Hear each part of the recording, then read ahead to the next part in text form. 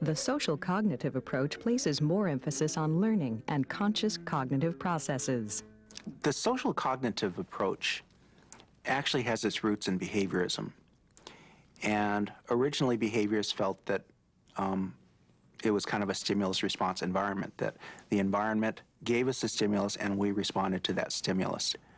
Behaviorists really took that approach because they wanted to only focus on those things that are observable. One pioneer of the theory of behaviorism was famous American psychologist B.F. Skinner. Skinner's theory highlighted the importance of the environment in influencing behavior, and then he made some methodological contributions, particularly using the single case design, where you vary environmental conditions and then you observe what effect that has on behavior. But he pushed environmentalism to the extreme, where the assumption was that our behavior is shaped and controlled by the environment.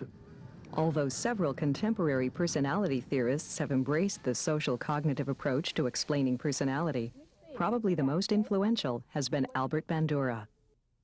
Albert Bandura, although agreeing with that aspect of behaviorism, also added a piece, and that is the notion of observational learning. That we don't only have to learn by doing, we could learn by observing. So this notion of modeling had come into play. Later on, Bandura also added kind of a cognitive aspect. So his theory is kind of a social learning, social cognitive theory. And he's most famous for something that we call self-efficacy. I treat self-efficacy as the foundation of human motivation and action.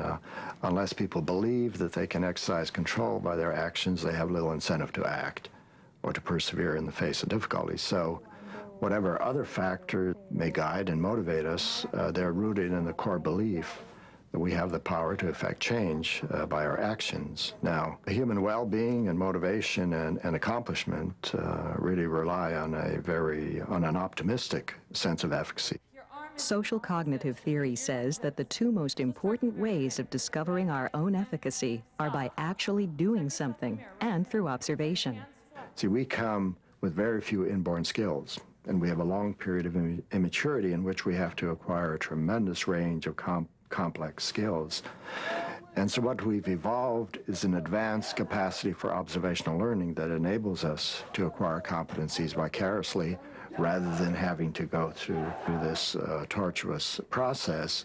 This becomes a very critical capacity. We also have the capacity for forethought. We can project into the future and organize our behavior. We set goals. We anticipate consequences to our behavior. We have plans, and this enables us to be self-regulators of our own behavior, and it gives us the capacity for self-directedness. One of the aspects of Bandura's theory was that quite often we model ourselves after those people who are important to us, those people that we see as being similar to us. Mandela kind of looked at his life and from his recollections of his father. Nelson remembers his father being kind of stubborn and also being very strict. And he said of his father, and this is a quote from his book, Long Walk to Freedom, "He could be exceedingly stubborn, another trait that may unfortunately have been passed down from father to son." He sees these traits of his father's that actually had a great deal of relevance to how he changed a nation. The first step Nelson Mandela took towards making a difference in his own life was to study law and become a lawyer, one of the few professions open to black South Africans at that time. It was while advocating for the civil rights of his people that he became politically active. Eventually, his political activities resulted in his being arrested. He was arrested for sabotage and was put on trial for sabotage in a capital offense, and his life was at risk in this trial. Yet, during the trial, he defended himself, and very eloquently. He used the trial as a platform for expressing African views on the laws in South African society, and was actually allowed to speak at great length. The trial got international coverage, and that's really what made him a world figure, was what he had to say.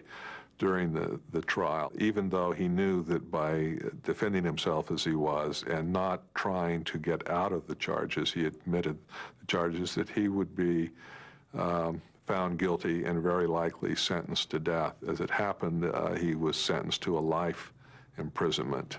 Once we adopt standards, we tend to do things that give us a sense of self-worth and self-satisfaction, and we refrain from behaving in ways that will bring self-censure. And so often our self-standards conflict with the social pressures for behavior, and in such cases it's not unusual for people to endure hardships or even punitive treatment rather than accede to what they regard as unjust or immoral.